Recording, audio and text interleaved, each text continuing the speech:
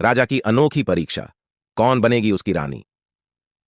राजा ने सबसे सुंदर और आकर्षक शरीर वाली महिला को अपनी रानी बनाने के लिए सोने से एक मानव शरीर का सांचा बनवाया। नियम था, जो महिला इस सांचे से बिना घंटी बजाए निकल जाएगी, वह रानी बनने की दावेदार होगी।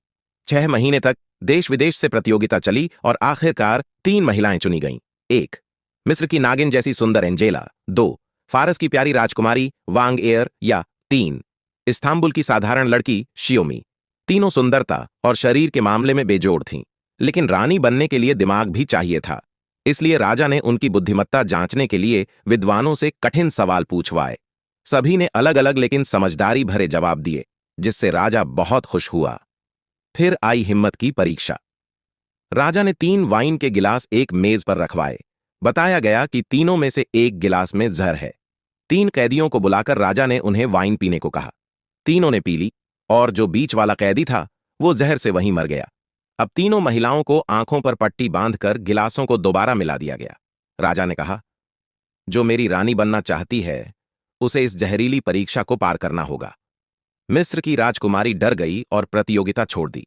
अब बची सिर्फ फारसी राजकुमारी और शियोमी। फारसी राजकुमारी ने चालाकी दिखाई। उसने शियोमी से कहा, तुम पहले चुनो। लोग समझ गए कि वह डर गई है और शियोमी पर रिस्क डालना चाहती है, लेकिन शियोमी बिल्कुल नहीं डरी। उसने एक गिलास उठाया और पी गई। उसे कुछ नहीं हुआ। सब हैरान रह गए। अब फारसी राजकुमारी की बारी थी। उसने एक गिलास उठाया, लेकिन डर के मारे पी नहीं सकी। राजा ने उसे अयोग्य घोषित कर दिया। फिर शियोमी ने बाकी बचे दोनों गिलास भी पी लिए। राजा हैरान होकर बोला, तुम्हें डर नहीं लगा?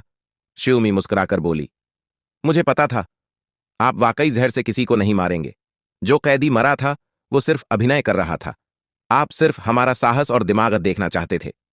यह सुनते ही वो मरा हुआ कैदी उठकर खड़ा हो गया। राजा शियोमी की समझदारी और हिम्मत से बहुत प्रभावित हुआ। उसने उसे अपनी रानी बना लिया। लेकिन कहानी यहीं खत्म नहीं होती। एक दिन राजा जब महल लौटा तो उसने शियोमी को अपने मुख्य सेनापति जनरल कियांग के साथ आपत्तिजनक हालत में पकड़ लिया। राजा ने तुरंत शियोमी को मौत की सजा सुना दी। जब शियोमी को फांसी दी जाने वाली थी, तभी भीख मांगने वाले लोग वहां पहुंच गए। उन्होंने कहा, यह कानून है कि किसी भी दोषी को मरने से पहले एक रात किसी भी आम नागरिक के साथ बिताने का हक है, और यह कानून खुद राजा ने बनाया था। राजा कुछ नहीं कर सका। भीख मांगने वाले शियोमी को अपने साथ ले गए, लेकिन तभी एक सिपाही आया और शियोमी को उन लोगों से छुड़ाकर बाहर ले गया। वह उसे सीधे कियांग से मिलाने ले गया। कियांग वही सेनापति था जिससे शियोमी सच में प्यार करती थी। असल में शियोमी रानी इसलिए बनना चाहती थी ताकि वो कियांग से दोबारा मिल सके। अब दोनों भाग